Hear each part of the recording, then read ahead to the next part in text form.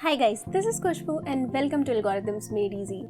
The next rule for method overriding is that final and static methods cannot be overridden. Now why can't those be overridden? The final methods are the ones that cannot be re-implemented, while the static methods are the methods that are common for your subclass and the superclasses.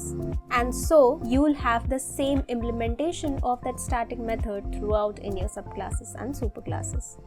And so these also cannot be overridden.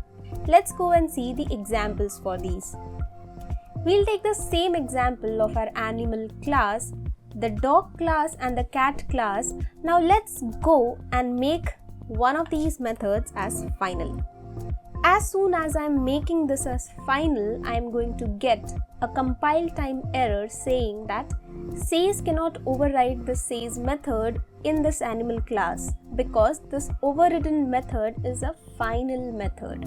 And so you cannot override the final method, you cannot re-implement that particular method, and so you are getting this compile time issue.